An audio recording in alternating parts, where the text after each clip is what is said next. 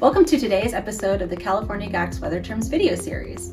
Our topic for today will be a highly generalized overview of the different weather models we frequently analyze to make our forecasts. In this video, we will cover the main differences between medium-range global weather models and high-resolution regional models, and we'll briefly talk about some of the useful information we can gather from each.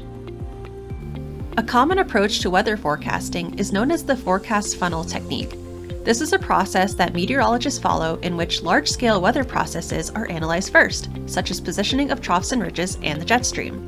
Then they will transition to smaller-scale processes on the regional and then local scales, such as thunderstorms and sea breezes. The amount of time spent analyzing each scale is opposite to its size, meaning that more emphasis is placed on the small-scale features. In order to focus on each of these scales individually and gather the most accurate data, it is helpful to have separate weather models that operate on each scale. The numerous weather models that are in our repertoire are typically classified as either global, regional, or mesoscale, depending on the domain they cover. There are multiple models available in each category because each model is designed to solve complex equations differently, so there will often be various outcomes between models. We then compare the multiple outcomes to come up with what we think is the most likely scenario. Global models can forecast large-scale patterns across the entire Earth on a timescale of 10 to 14 days, though accuracy significantly diminishes after days 5 through 7. The most common global model we utilize in our forecasts is the American model, which is referred to as the GFS.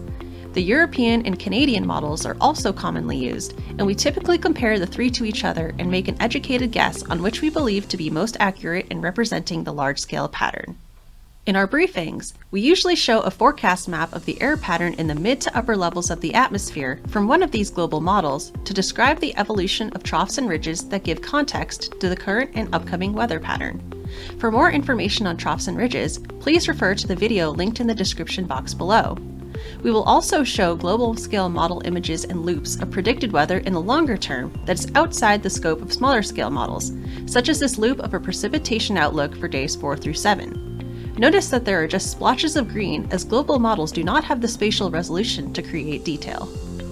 For brevity, I will combine regional and mesoscale models into one discussion since they are pretty similar to each other. These models home in on smaller areas than global weather models, and as a result, have much higher spatial resolution. This means that they can pinpoint smaller weather features more precisely than global models, with mesoscale models having the highest resolution as the domain is over the smallest area. Regional models can provide much more detail regarding moderately sized features such as surface low-pressure systems and severe weather outbreaks. Mesoscale models can more accurately predict timing, location, and intensity of precipitation and localized winds.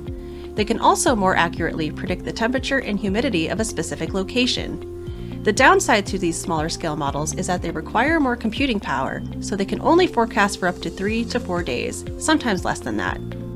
A common mesoscale model we frequently use is called the High Resolution Rapid Refresh, or HRRR for short. It is very good at capturing the variations in weather conditions reflected by the diverse topography in California.